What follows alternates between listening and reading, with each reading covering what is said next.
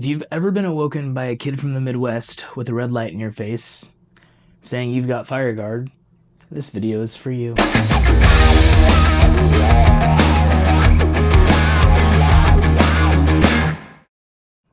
What's up, guys? It's Doc. Been a pre-hospital care provider for a little over 15 years. Dabble in special operations. I'm a SWAT guy. Today, we're talking about MedicBox. MedicBox is pretty sweet, man. I'm not really a subscription box guy. I love what they're doing. A big part of my job is education. I travel the state and I teach TECC, TCCC, and I love what these guys are doing. So, comparatively to other subscription boxes, you kind of get what you get normally. With MedicBox, every box is the same, no matter who you are, which means you're building on an essentials kit, which is pretty awesome. So by the time you get all your boxes, you will have literally all the gear you need to build out your IFAC. This is geared towards the everyday person, but what's pretty cool, every box I've opened has had like mission essential equipment, meaning stuff that I actually carry. Enough talking, let's just get into this bad boy, shall we? This is box 3 of the Pro Series.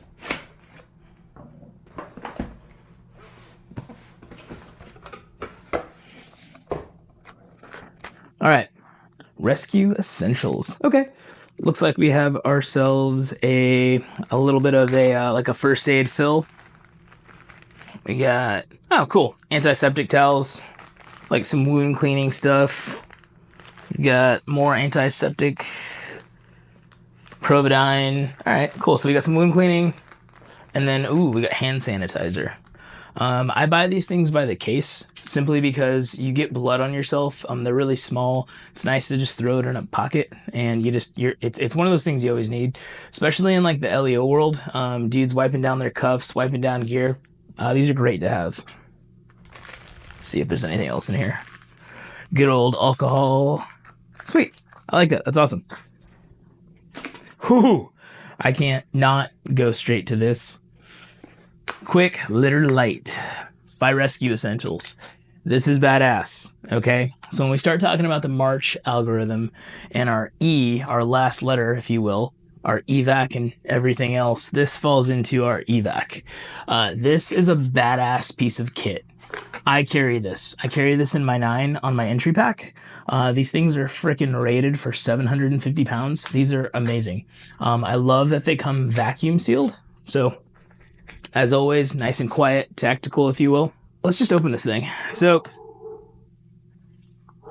sorry, you can hear my dogs barking in the background like a dick. Yeah, this is nice and tight. So they actually sell this in two different forms. One, just like this, which I actually prefer simply because I will re-roll this so I can deploy it out of my own pack. And then they also sell this just like this with a molly case, if you will.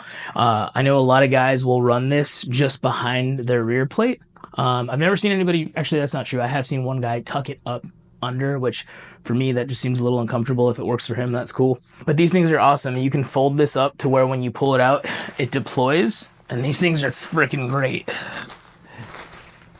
It literally turns in to a portable litter. These things are awesome. It's firefighter proof. It even tells you this side up. These things are amazing.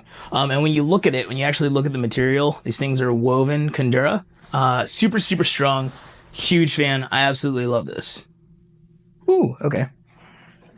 We got ourselves a little BSI scene safe. We got ourselves some gloves. It's always good. Universal size. Ooh, what do we have here? Tactical Auto Rescue Tool. That's cool. I'm not familiar with the brand, but let's open her on up. Okay. We have ourselves a little sheath, little belt loop. It's pretty cool.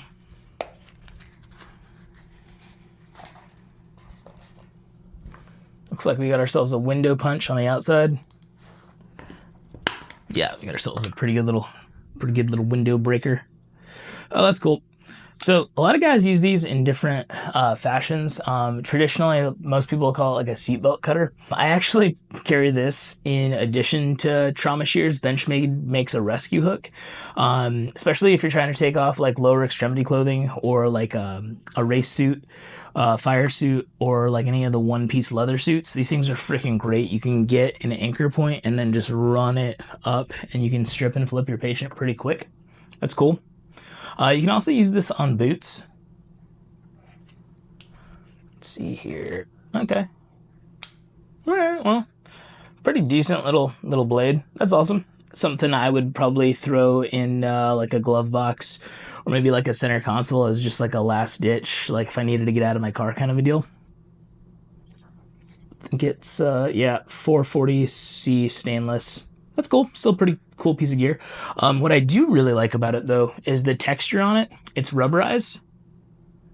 That's pretty sweet. So when your hands get nice and sticky, or wet, better said, you won't slip. And just folds right back up.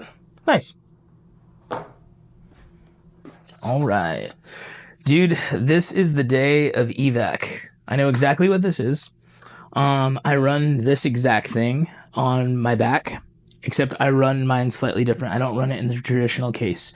So I hope I'm not wrong. I'm pretty sure I'm not wrong.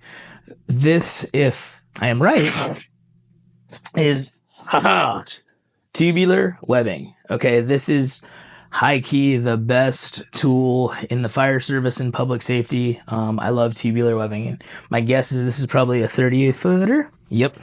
Okay. So tubular webbing is amazing. This stuff's rated for 5,000 pounds. This version has a professional stitching in it. Oh, that's cool. It's got Velcro. I like that. So traditionally, this stuff is rated for like 5,000 pounds. Every time you double it, so when you double it, you can put a water knot in it. It now becomes redundant. So 10,000 pounds. And then every time you fold it over on itself, it continues to double its rating and redundancy.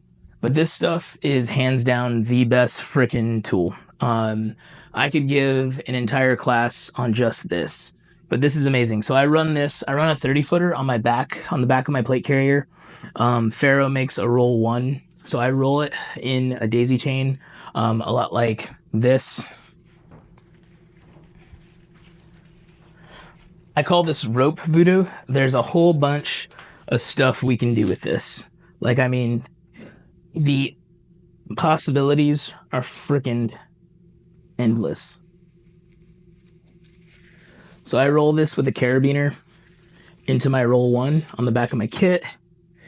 And what I do is I have this last little piece sticking out. So this sits essentially in the roll 1. And then when I need it, I can grab over my shoulder and it'll just pay out just like that.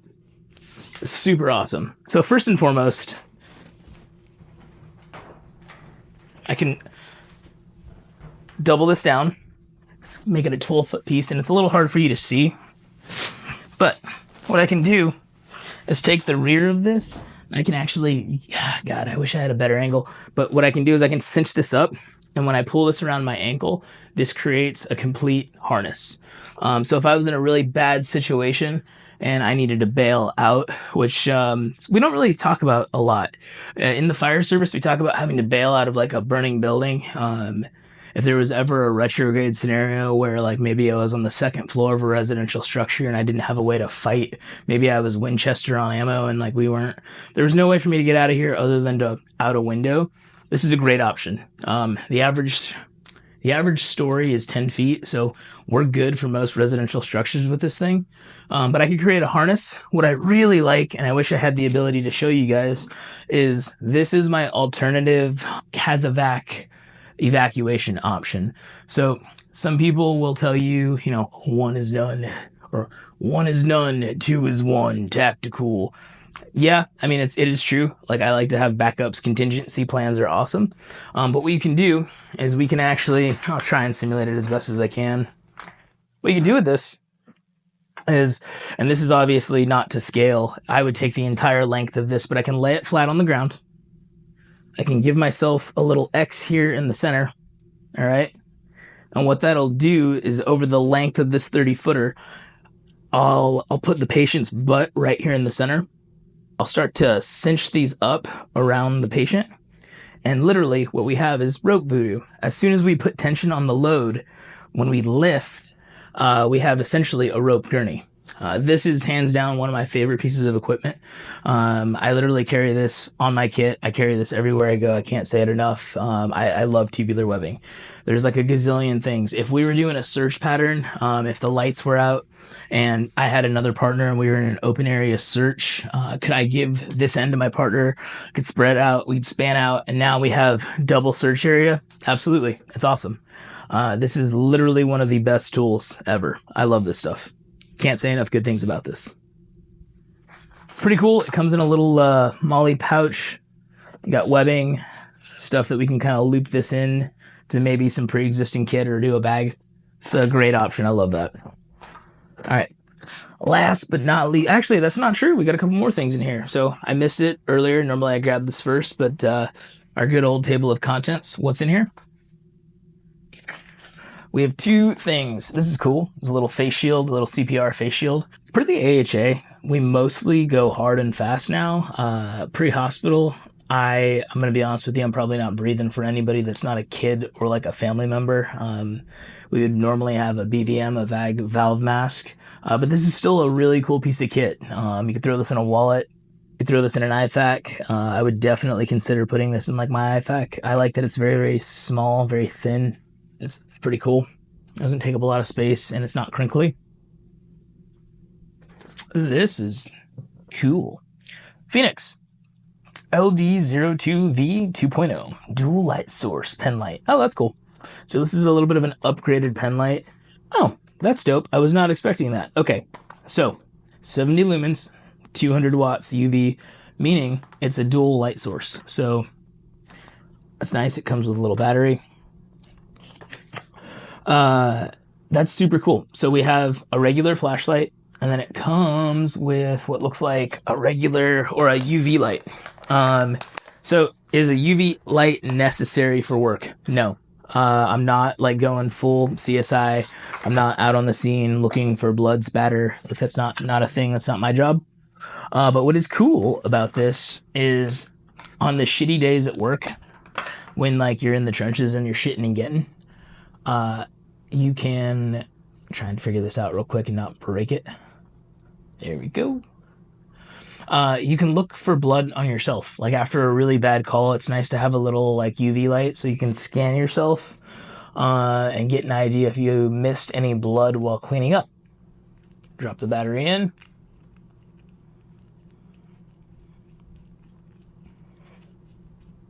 Yeah, right. I like the construction on this. This feels solid. It's aluminum body. That's pretty nice. Oh, it's bright. That's nice. That's super cool.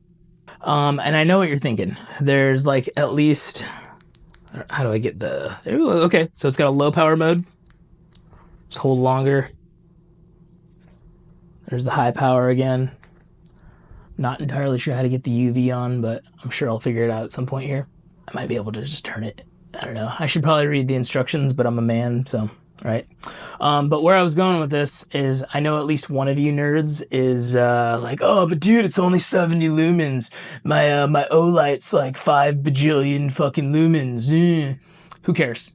Lumens aren't really that important. So there's this cool thing called the photonic barrier. And it's really candela that is our friend. Okay, this is awesome. 70 lumens is fine, especially for a little dude like this. Like, we're not signaling ships out in the night sky.